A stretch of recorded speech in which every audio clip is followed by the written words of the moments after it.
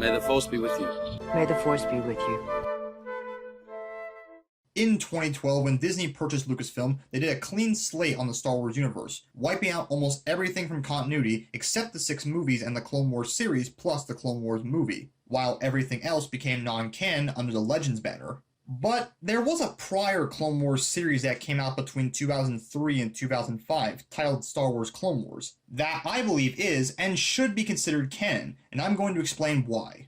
Before I start talking about why I think this show should be canon, I just want to quickly talk about how great the show is. First off, the animation itself is just gorgeous. When I first heard about this show, I wasn't so sure about this 2D animation style. I thought 3D animation was a better fit for Star Wars cartoons because it would work better for lightsaber battles. But after watching this, I was very wrong. This animation works so well for the show, and it's just fantastic to look at. The fight scenes in particular are amazing to watch and so visually stunning, which is what you should expect considering you got Genndy Tartakovsky, the creator of Samurai Jack, to make this show. This show is one of the most unique Star Wars series to ever come out of the property, which is why I think this should be considered canon still. And honestly, there is no reason this shouldn't. It's actually pretty easy to make it canon. Now, there are 2 volumes of the show, but for now, we're going to talk about Volume 1 and the first part of Volume 2 first because they are super easy to fit into canon.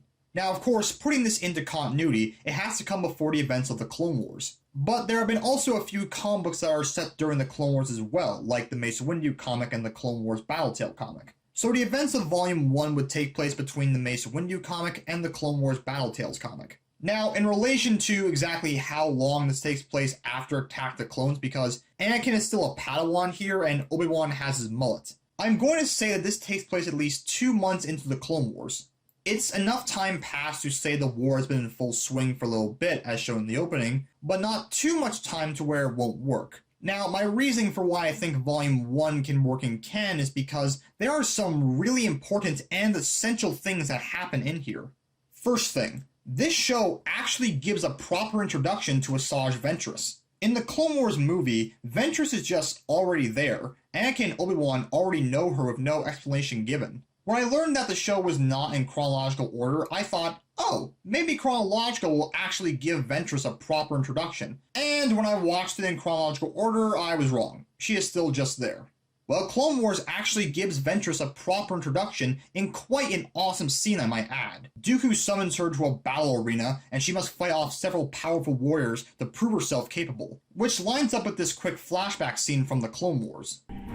I will teach you the ways of the dark side, but you must prove yourself first. She even wields regular lightsabers, which also lines up with her previously being a Jedi and one of her lightsabers being green. Now, where she got the blue saber, I don't know. I was going to say it was her master's, but his was also green, so just ignore that part. Even in this scene, Dooku explains how Ventress is not a Sith, which can clear that up to some people who didn't quite understand her presence. The dark side is strong in me, for I am Sith. You wear the trappings of the Sith, you fight like the Sith, but this can be imitated, however. You lack a vital quality found in all Sith. Sith have no fear, and I sense much fear in you. He then battles her and proceeds to defeat her easily. It would not be so easy to defeat a Sith. But she has proven herself to Dooku and Sidious. They then send her after Anakin, and they have an epic battle on the planet Yavin 4, the same planet the Rebels use as their base during A New Hope. Which means this then probably helps set that up. When Anakin returned to Coruscant, he definitely gave a report on his encounter on the planet. And we know that a few years later, Bail Organa and Captain Rex joined the rebellion, so they probably used Anakin's report to find the base in the first place. But anyways, this whole thing with Ventress adds greatly to the Clone Wars. Same thing with General Grievous as well. In Revenge of the Sith, he was already there, and the same thing with the Clone Wars. He is given no proper introduction, he is just already there pre-established to the Jedi. But like with Ventress, this show also gave Grievous a proper introduction. Now, it's important to note that this series came out 2 years before Revenge of the Sith, so this series was General Grievous's first appearance ever, so of course he's going to get a big introduction. But that's why I think it should remain canon, because Grievous is a badass in this show. Grievous is known as a deadly warrior and for slaughtering several Jedi during the Clone Wars. However, in the Clone Wars series, to my memory at least, we only ever saw him kill one Jedi in the series, Kit Fisto's former Padawan Nadar Veb. But if we add the original Clone Wars to the canon, we get to see Grievous's Jedi murdering skills at its fullest. In quite a badass scene, Grievous goes up against 7 Jedi and manages to kill 4 of them, as well as badly injure Aayla Secure and Shaak Ti. And yes, also by having this in continuity, Jedi Padawan Shah Agi would also be part of canon, which would be the best thing ever. Heck, this battle is actually already technically canon. The Rogue One novel Catalyst makes reference to a battle taking place on the planet Hypori between the years of the Clone Wars. The same planet the Jedi and Grievous fought on in the show. It's said that a group of Jedi were taken by surprise and an Acclamator-class cruiser crashed into the surface, being left there as a memorial for the grim battle. The book does not go into any more further detail about what Jedi were there or who they fought, which gives full opportunity for this to be slipped back into canon. The events of this battle actually lead to another very important moment that we never saw in either the Clone Wars or Revenge of the Sith, Anakin being knighted as a Jedi Knight. As a reaction to learning of the existence of Grievous, the Jedi Council decide that they must have the Chosen One at his fullest potential. Some Jedi agree to knight him like Obi-Wan and Yoda, while others are against it like Mace Windu and Oppo Rancisis. Again, this adds greatly to the overall story by showing the Council's mistrust of Anakin, which lent itself well to Anakin turning on them. Nevertheless, they all agree, and Anakin is knighted and becomes a Jedi Knight. Anakin Skywalker, by the right of the Council, by the will of the Force, dub thee I do, Jedi. Knight of the Republic. In a knighting scene that later on Rebels would duplicate. By the right of the Council, by the will of the Force, Kanan Jarrus, you may rise. Again, showing more reasons why this should be canon. After this, Anakin then gifts his Padawan braid to Padme, which in return she gives him R2-D2 as a gift to be his personal droid now for becoming a Jedi Knight. This again adds to the universe. In Revenge of the Sith and the Clone Wars, Anakin all of a sudden just has R2, which he didn't have him during Attack of the Clones. But now you get that answer here. Even earlier in this scene, C-3PO shows up showing off his new gold armor he got to be more representable. It's a little minor thing shown, but still, that is great to have. Also, to quickly go back to the very beginning of Volume 1, they even set up the Jedi not trusting Palpatine, with him insisting Anakin should lead an attack by himself, but Obi-Wan and Yoda saying no to it, but Palpatine completely sidestepping them and making him the leader of his own clone squad. Again, this helps set up that scene in Episode 3 of Obi-Wan telling Anakin how they don't trust Palpatine. Now, to quickly go over some smaller things that some might say won't make it canon, but I have some ways to explain them. First major one being the ARC troopers in the show. You'll notice several of them wear armor identical to that of Captain Rex's. Now, these ARC troopers were definitely the inspiration for Rex later on. Some of you might say, how can this work in continuity if there are multiple people wearing Rex's armor? Well, I do have an explanation for that. We know the Jedi encouraged the clones to customize their armors to show off their individuality. But, of course though, when the war began, the clones originally wore very generic standard white armor as seen in Attack of the Clones. Some might have different colored stripes on their shoulders, but besides that, they all wore standard armor to begin with. So, what I'm saying is that ARC troopers started out with that armor design, but as time went on, the Republic changed the armor to be more suited for them. But Rex liked the design of his old armor, so he probably asked to keep it, and the Republic said sure to that. Which also fits with what we know about Captain Rex. When the time came around for the clone troopers to transition from their Phase 1 armor to their Phase 2 armor, as the Phase 2 armor was much more comfortable and better for combat, Rex chose to wear a combination of the two armors because the Phase 1 armor gave better protection and preferred the Phase 1 helmet visor. So he kept the chest armor from Phase 1, but he had Phase 2 armor for the rest of him, and made a fusion of the two helmets, which you can even see the fuse mark on his armor. And finally, it has been confirmed in canon that Rex is considered an ARC trooper, so we can say that Rex could have been one of these ARC troopers in this segment. Moving on, we also have the battle that takes place on Mon Cala during the show, as we see that happen already during the Clone Wars. Honestly, this isn't a problem. You can have more than one battle take place on a planet. We had 2 battles take place on Geonosis during the war. First time at the start of the war in Attack the Clones, and then a second time during Season 2 of the Clone Wars. Same thing also with Mace Windu when he's battling droids on Dantooine. In the Clone Wars episode, Brain Invaders from Season 2, Master Ki-Adi-Mundi references Mace Windu fighting on Dantooine. I've just received a distress signal from our forces on Dantooine.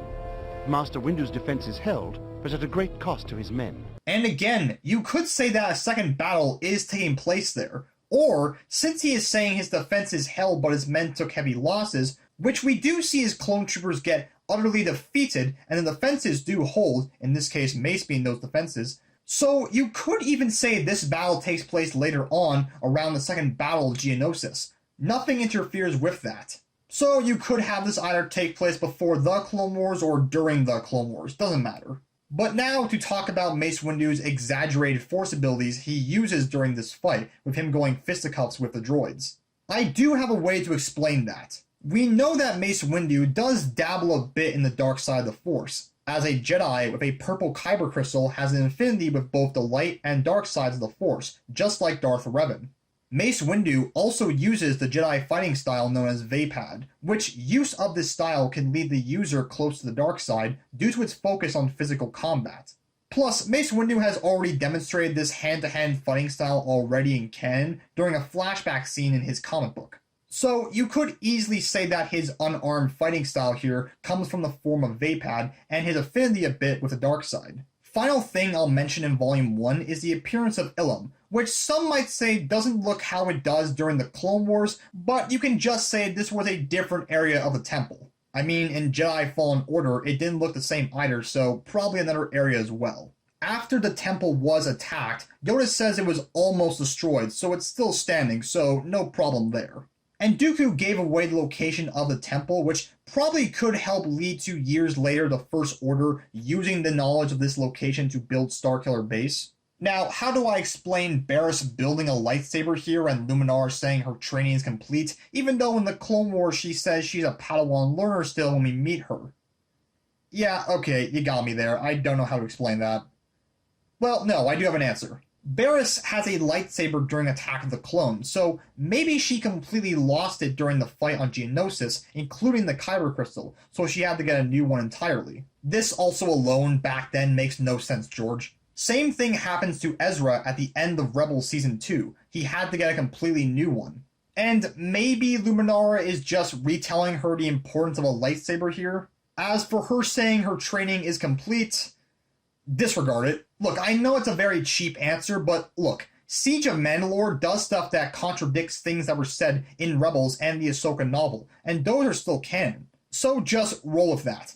Or you could just accept this one part as non-canon, but for me it's pointless to make this one section not canon, so I'm going to go with it anyways. But anyways, that's everything I wanted to explain in Volume 1. And no, I did not forget this. Dirge is being brought back into canon in Dr. Aphra number 11 for the War of the Bounty Hunter storyline. But that issue won't come out till June 30th, so we'll have to wait and see if his appearance contradicts this. But anyways, that was my reasoning for why Volume 1 and the first part of Volume 2 should be canon. And the first part of Volume 2 picks up where Volume 1 left off with Grievous fighting the Jedi and ends with Anakin being knighted and flying off. That was the first part of Volume 2. That is all my reasoning they should be canon. The rest of Volume 2, on the other hand, is a different story. The rest of Volume 2 is not as easy to fit into continuity as the first part and Volume 1. There are 2 storylines going on during the volume, the first involving Anakin and Obi-Wan, and the other about the Battle of Coruscant. Now, the Obi-Wan and Anakin plotline can't be canon, as that storyline takes place in the hours before Revenge of the Sith, which doesn't work with what we see in the Siege of Mandalore, so that's fine. The Battle of Coruscant, though, can be canon, as this shows what leads to the opening of Revenge of the Sith, for the most part. In the Siege of Mandalore, Obi-Wan and Anakin share this line of dialogue. So the attack on Mandalore was approved? No, it's Coruscant. Grievous has attacked the capital. What about the Chancellor? Shaak Ti has been sent to protect him, but Master Windu has lost contact with her.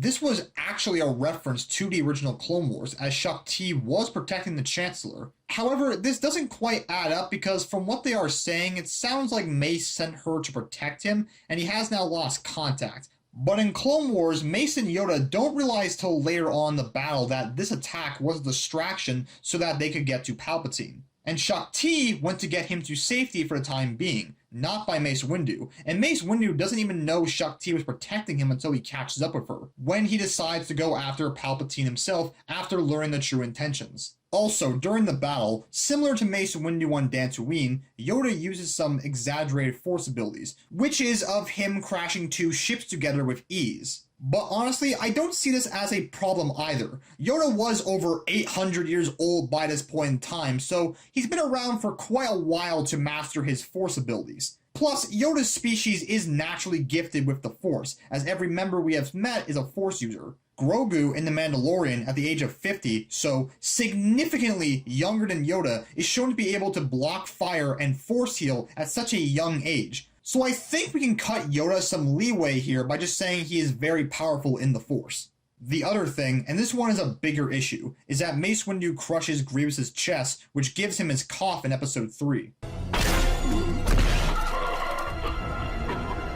Now, clearly, this is a major issue because Grievous has his cough for the entirety of the Clone Wars. And yes, also Grievous does not have his cough anywhere else during this section or even in Volume 1, but he doesn't talk a lot, so that's how you can explain no cough. Plus, Volume 1 is set early on in the Clone Wars, so maybe he didn't have the cough straight away. But yeah, these two things, the Shaak-Ti thing and the Grievous thing, do mess up the Battle of Coruscant segment from being in canon. Plus, the problem of having just this section canon, you would have to sit through the other storyline on Disney Plus also that isn't canon. So it seems that you might not be able to fit the Battle of Coruscant into canon. But I did though, because I took the entire Battle of Coruscant and edited it to fit into continuity.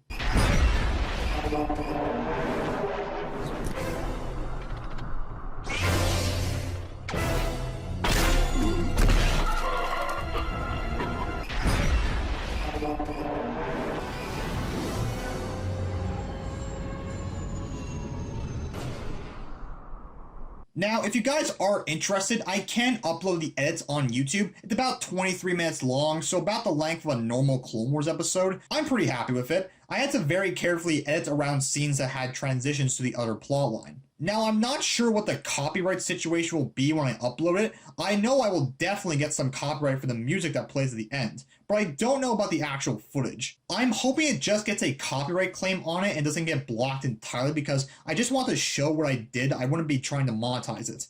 Not that I can monetize videos at all. But yeah, let me know in the comments if you guys want me to upload my version. I might just do it anyways though.